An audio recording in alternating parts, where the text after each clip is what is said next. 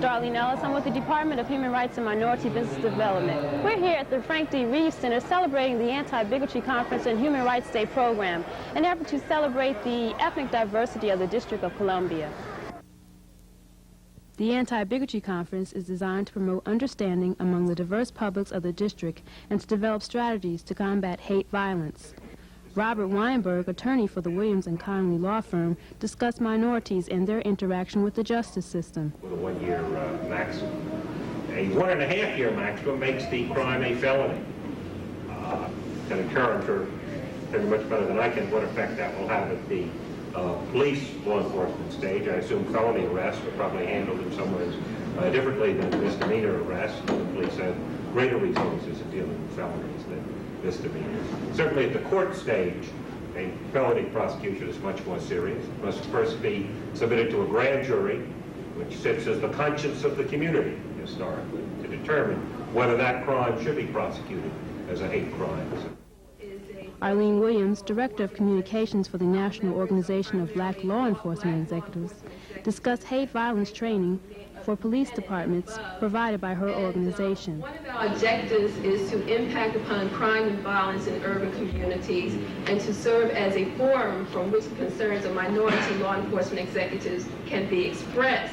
To that end, we've been involved in a number of programs, particularly in recent years, on hate violence, domestic violence, and community-oriented policing. And all of those projects attempt to improve minority relations with the police departments around the country. Mindy Daniels, Executive Vice President for the Gay and Lesbian Activists Alliance, discussed hate violence acts that have been committed against the gay and lesbian community. Violence against our community is one of our major concerns. In that realm, we need to deal with the police, we need to deal with the U.S. Attorney's Office, and those are oftentimes stumbling blocks. We have a very good relationship with the police force, and they have been very open to us. We do participate in their training sessions, and one plug I'd like to give the police force is that they're having to turn out many more police these days more quickly. And yet, when they cut back on so many different programs that they weren't going to put the police through anymore because they need to get them out on the street, they did not cut back on the sensitivity training. Marshall Wong, Special Assistant to the Mayor for Pacific Islander Affairs, discussed hate violence crimes and the problems that the Asian population has assimilated into the community. And over the last 2 years, my office has received copies of anti-Asian literature that have been distributed to local businesses in this very neighborhood and throughout public transportation here in the district. Another part of the Anti-Bigotry Conference consisted of a tour of stereotypical black memorabilia. Speakers included Jeanette Carson, editor and publisher of Black Ethnic Collectibles magazine, and Edward McIntosh, president of the National Black Memorabilia Collectors Association. Steve Lewis, curator of the Lewis and Blaylock collection, explained some items from his exhibit. Wind-up toys were very, very popular, especially coming out of the country, coming out of Germany.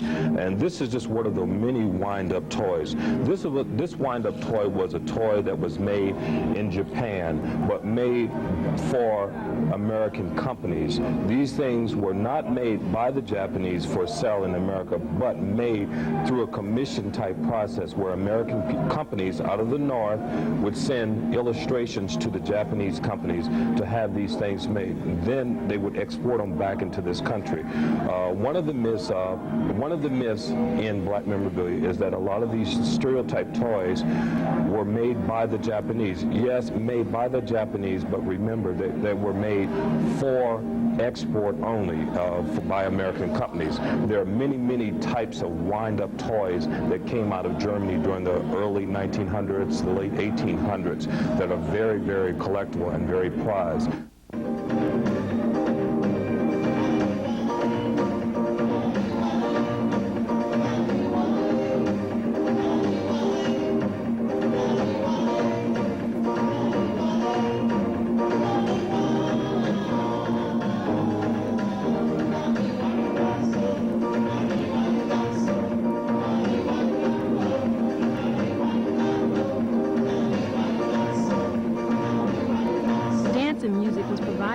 such groups as the Oasis Band, the Indonesian Dance Society, and dances provided by the Embassy of the Philippines.